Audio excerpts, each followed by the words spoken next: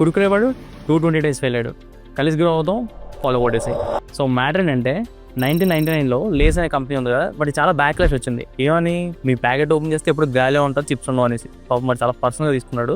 So దీనివల్ల వాడికి ఏమైంది, ఒక సెగ్మెంట్ ఆఫ్ ఆడియన్స్ అది కాస్ట్లీ కనిపించడం వల్ల కొండ మానేశారు. కానీ వీడికి కాస్ట్ ఎందుకు పడుతుంది, పొటాటోస్ కాస్ట్లీ అండ్ దెన్ ఆయిల్లో ఫ్రై చేయాలి కాబట్టి కాస్ట్లీగా మారింది. కానీ ఇండియన్స్ ఏం చేశారు, మనకి తక్కువ ప్రైస్కి వచ్చే వేరే స్నాక్స్ ఉన్నాయి కదా, లైక్ మురుకులు కానీ మిక్చర్లు కానీ మనకి దొరికే స్నాక్స్ ఉన్నాయి కదా, వాటిని ప్రిఫర్ చేస్తారనమాట. దీనివల్ల లేస్ అనే కంపెనీ ఓన్ చేసుకున్న పెప్సికో వాడు మార్కెట్లో వాళ్ళ షేర్ పడిపోతుందని చెప్పి దాన్ని పెంచుకుందని చెప్పి ఒక కొత్త ప్రోడక్ట్ కోసం ఆలోచించాడు. అప్పుడే 220 days ప్రోడక్ట్ టెస్ట్ చేసి 221st టైం సక్సెస్ కొట్టారు. అదే కుర్కురే. తో ఈ కుర్కురే బ్రాండ్ అయితే వచ్చింది, కానీ దీన్ని ఎలా జనాల్లోకి తీసుకెళ్ళాలి అని ఆలోచించారు. ఆ టైంలో ఒక రెడ్ కలర్ బ్రాండింగ్ తో మంచి అడ్వర్టైజ్మెంట్ ఇస్తూ అండ్ ఆల్సో మన రెగ్యులర్ షాప్స్ అన్నిటికీ ర్యాక్స్ ఇచ్చాడు, కుర్కురే ర్యాక్స్ అని. వాటిలో ఫుల్ అంతా రెడ్గా కనిపించారు. అందరూ జనాలు అసలు ఏంట్రా అని చెప్పి చూడడం మొదలెట్టారు, కొనడం మొదలుపెట్టారు. ఇంకా అడ్వాంటేజ్ అంటే దీంట్లో లేస్ లా ఎక్కువ గాలి తక్కువ చిప్స్ కాదు, దీంట్లో ఎక్కువ కుర్కురేస్ తక్కువ గాలి ఉంటుంది. సో దానివల్ల జనాలకి పెట్టి మనకి వర్త్ అనిపించింది. అండ్ దెన్ సేల్స్ లేస్ దాటి వెళ్ళిపోయేది. మన ఇండియన్స్ దీన్ని ఎంతగా ఓన్ చేసుకున్నారంటే వాళ్ళ ఓన్ రెసిపీస్ తయారు చేసుకుంటారు. మీరు యూట్యూబ్ లో కొడితే కురుకురేతో ఉన్న చాలా రెసిపీస్ అన్ని వస్తూ ఉంటాయి, అంతలా ఓన్ చేసుకున్నారు. ఇలా మరిన్ని గంటల కోసం ఫాలో కూడా. అండ్ దాని దీని గురించి